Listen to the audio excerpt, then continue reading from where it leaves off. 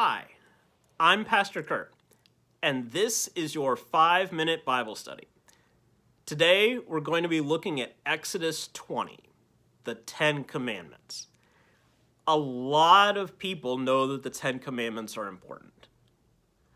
We get them here in Exodus 20. But even though people know the Ten Commandments are important, if you asked people to name the Ten Commandments in order, they probably couldn't do it.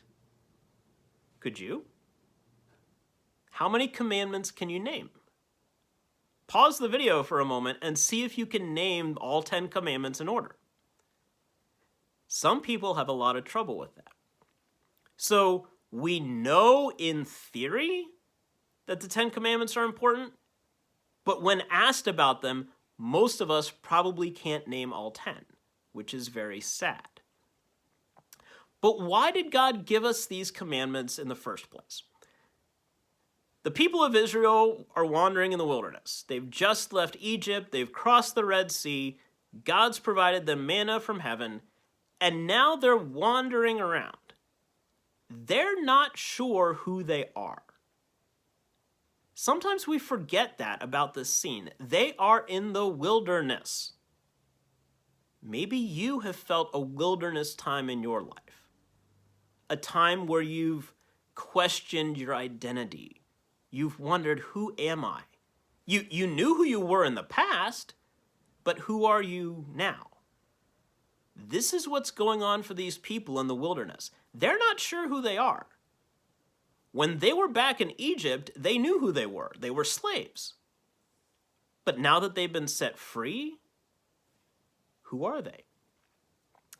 God helps them answer that question by giving them the commandments. Now, when we hear the commandments, we think the 10 commandments. There are a whole lot more than 10 commandments in the Old Testament.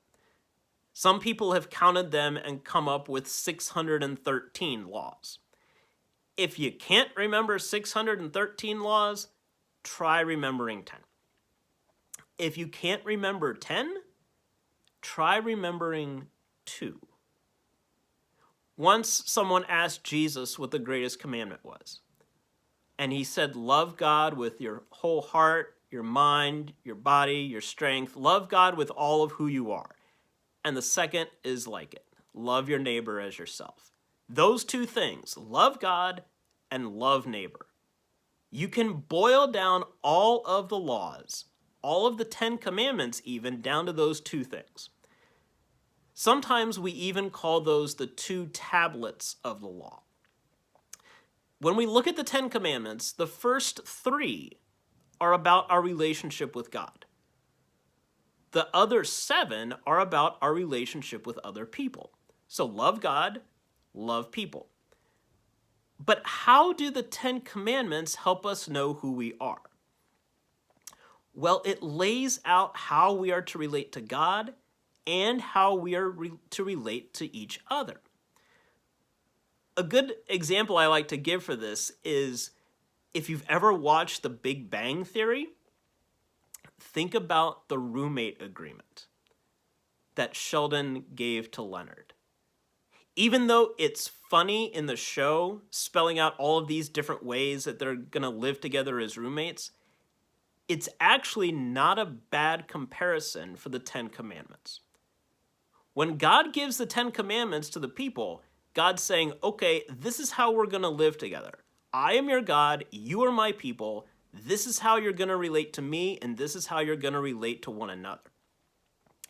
You can also think about it like if you have rules in your house for how your family members are going to relate to one another. It's the same kind of idea. We need these rules.